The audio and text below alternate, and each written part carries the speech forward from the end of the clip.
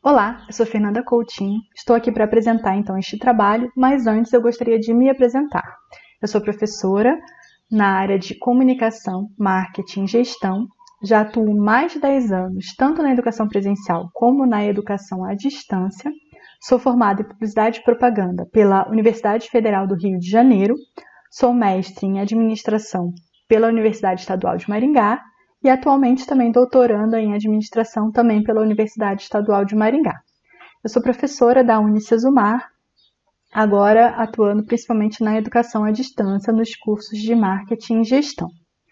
E esse trabalho que apresento agora, ele é fruto de uma pós-graduação que foi ofertada aos docentes da Unicesumar e ele é o trabalho final, de conclusão dessa pós-graduação orientado pela professora Elaine Patrícia Ferreira. Então, nós discutimos do off ao on os desafios e práticas pedagógicas no emprego de novas metodologias e tecnologias em tempos de pandemia. E aí, como introdução desse trabalho, nós falamos sobre as transformações no ensino superior para contextualizar, falamos das modalidades de ensino, educação presencial e à distância, da utilização das tecnologias, bem como as novas metodologias e quais as mudanças que ocorreram, principalmente na educação presencial, a partir da pandemia que nós estamos vivendo aí, da Covid-19, desde março, onde escolas e universidades foram fechadas, onde houve necessidade de distanciamento social e a manutenção de protocolos de segurança, e por isso os professores tiveram, então, que se adaptar a essa nova realidade. Então, é importante frisar que o ensino remoto emergencial não é a mesma coisa de educação à distância, nós discutimos isso, mas o nosso objetivo, como está colocado aqui, nosso problema de pesquisa é compreender como os docentes do ensino superior podem se adaptar às novas tecnologias e metodologias diante de um cenário de crise. E como objetivos, a partir desse problema, identificar essas mudanças no ensino superior a partir da pandemia, verificar os formatos de aula e as tecnologias e metodologias utilizadas, entender como os docentes estão se adaptando frente a essa nova realidade e também compreender uma perspectiva futura do ensino superior a partir, então, dessa crise. E no referencial teórico, nós abordamos a utilização das tecnologias no ensino superior, então como isso veio sendo empregado e como isso tem se transformado aí ao longo do tempo, e também o papel do professor e o uso de ferramentas tecnológicas e metodologias ativas em tempos de crise. Então, como isso foi empregado, como isso foi utilizado. Como procedimento metodológico, a nossa pesquisa, então, é de abordagem qualitativa do tipo descritiva. Por meio, então, a coleta de dados foi feita por entrevista semi-estruturada com 8 docentes do ensino superior. E por conta dessa situação, foram realizadas via plataforma Zoom, com a duração de 40 minutos a 1 hora, e nós gravamos e transcrevemos essas entrevistas e a interpretação foi feita por meio de análise de conteúdo, conforme Bauer e Gaskell, onde, por meio dos objetivos e também do referencial teórico, nós levantamos algumas categorias que serão discutidas aí a seguir na análise dos resultados. Então, colocamos aqui os nossos resultados da pesquisa, onde nós levantamos algumas categorias, e aqui para a apresentação eu coloco algumas falas, para que a gente possa compreender aí como foi esse processo, segundo os objetivos que foram traçados para esse trabalho, para essa investigação. Então, o primeiro ponto que a gente discute é a utilização do ensino remoto emergencial. E a fala de uma professora, que aqui nós não colocamos os nomes, para manter também a questão ética da pesquisa. Eu me lembro que fui para o auditório em uma reunião e eu já de máscara e uma confusão, os professores falando e ninguém sabia de nada. Aí eu falei, gente, é assim que começa uma guerra, e começa a rir. Eu fiquei com essa sensação, a resposta para tudo era não sei.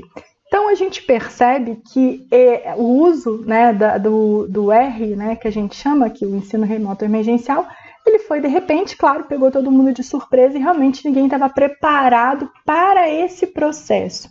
Então, foi necessária uma adaptação por parte das universidades, por parte dos docentes, para se adequarem de forma muito rápida a esse processo. Então, apesar de muitos docentes, né, no caso desses docentes entrevistados, todos tinham contato e já atuaram de alguma maneira na educação à distância, estavam acostumados com algumas ferramentas tecnológicas, empregar isso no ensino presencial foi, né, um choque para se adequar, porque não havia um processo, um planejamento, um projeto pedagógico que previa isso, né? Então, por isso, a grande questão, né, de se colocar como uma guerra qualquer estratégia que a gente vai utilizar. E aí, as mudanças, né, para se adequar a esse formato, a professora coloca, né, as aulas no presencial elas ficaram mais puxadas, né, entre aspas, a partir do momento que a gente foi para a aula remota. Então, a disciplina dela era teórica e prática, e ela teve que transformar a parte prática em teórica para não ficar tão complicado para o aluno.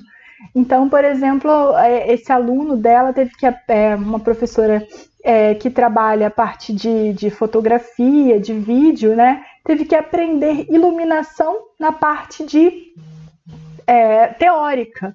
E aí ela sentiu a dificuldade, ela coloca, do aluno colocar a mão na massa, porque como é uma disciplina prática, precisaria de um estudo, precisaria de ver como fica a iluminação e não apenas a parte teórica, né? Então foi mais complicado, ela coloca.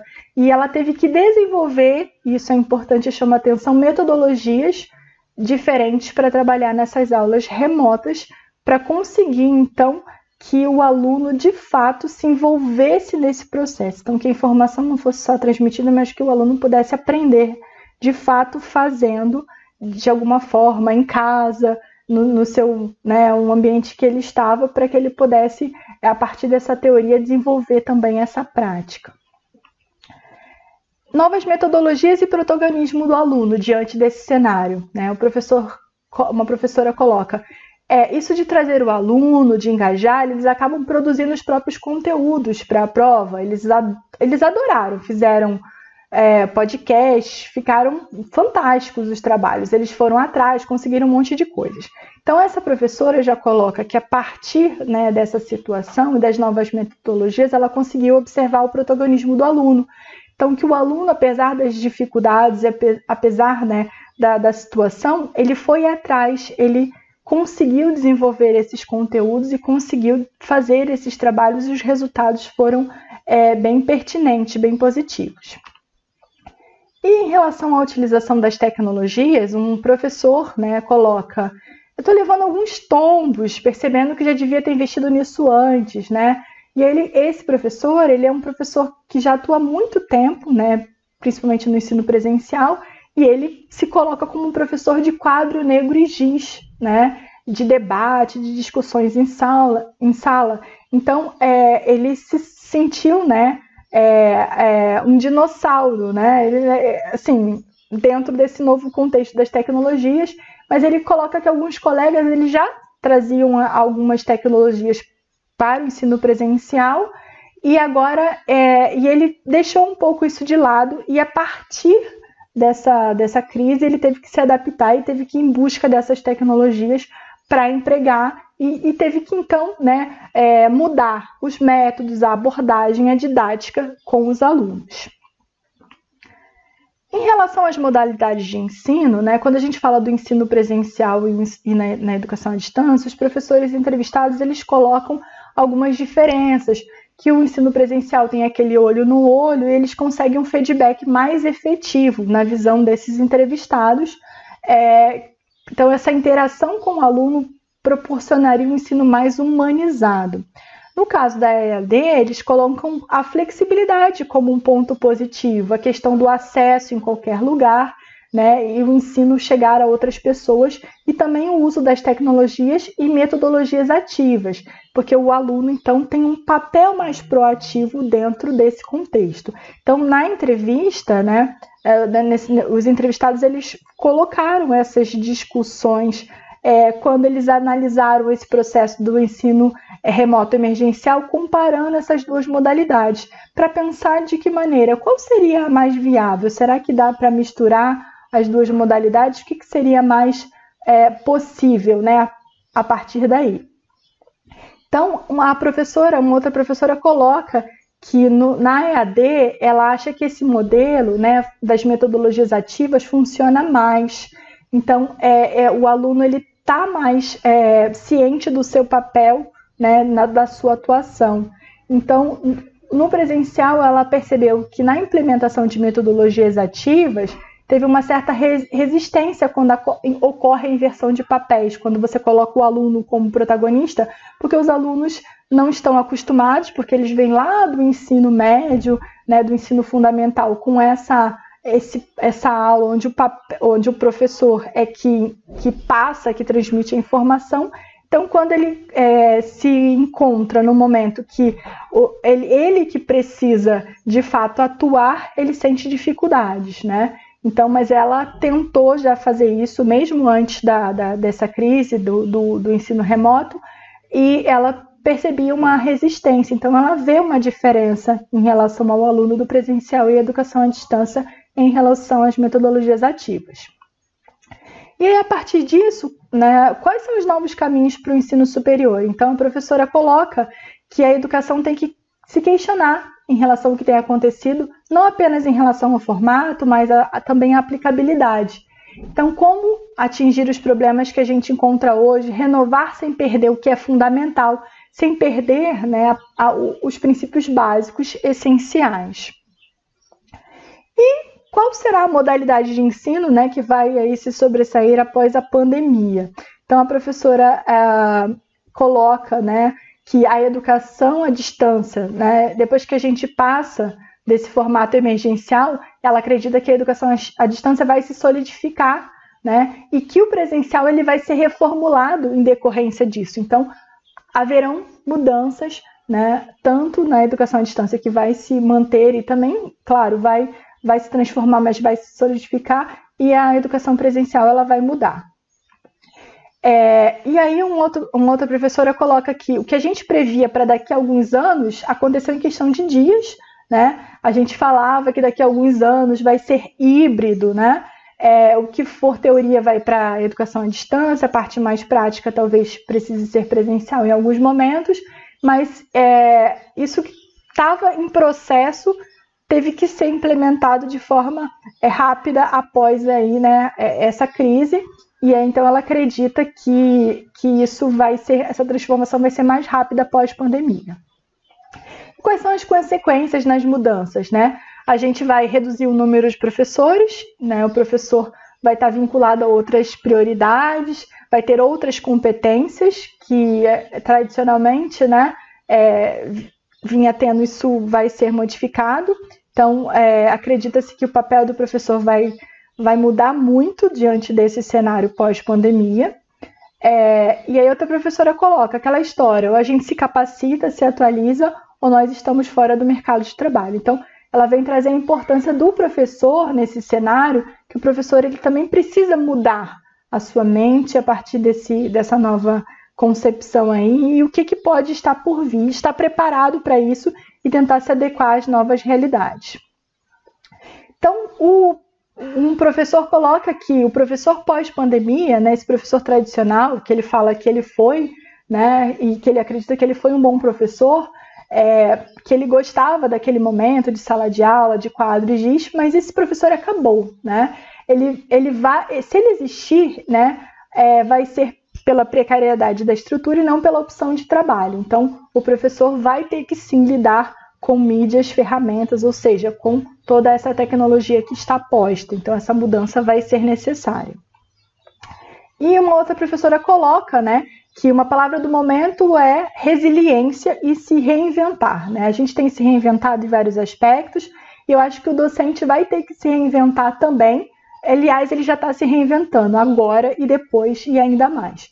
Então, o que a gente percebe aqui é que o papel do professor aqui, né, é muito importante, mas agora nesse processo de mediação. E o professor vai estar diante desse novo cenário após a pandemia. Ele já teve que enfrentar isso agora com o ensino remoto emergencial, e isso vai trazer grandes mudanças, né, para as modalidades de ensino, tanto presencial como à distância. E nas considerações finais, nós acreditamos então que essas transformações ocorridas pela pandemia devem permanecer, principalmente é o uso dessas ferramentas tecnológicas de forma mais efetiva, assim como o uso das metodologias ativas, que vão se tornar essenciais nesse processo de ensino-aprendizagem. Os professores terão novos desafios, terão que se readequar, e haverão, né, com certeza, consequências a partir disso, que podem ser positivas ou negativas. Então, é uma discussão que fica também, que pode depois ser ampliada, porque realmente o professor vai sofrer, né, pode sofrer de forma positiva ou negativa também, dependendo da maneira como ele atuar, como ele se colocar diante desse novo cenário. Temos aí um provável fortalecimento da educação à distância, diante do que a gente observou aí na pesquisa, e o modelo híbrido sendo um modelo mais provável, principalmente para aqueles cursos que há necessidade da prática, né, do trabalho em alguns laboratórios. Então o híbrido ele estaria mais adequado para atender essas demandas, e também uma maior flexibilidade e colaboração entre alunos e professores a partir desse novo contexto. Então, algumas referências que foram utilizadas. Queria agradecer a oportunidade, então, de apresentar esse trabalho. Fica aqui o meu e-mail de contato, também o meu LinkedIn, para quem quiser, então, falar comigo, tirar as suas dúvidas, também colocar as suas contribuições. Obrigada!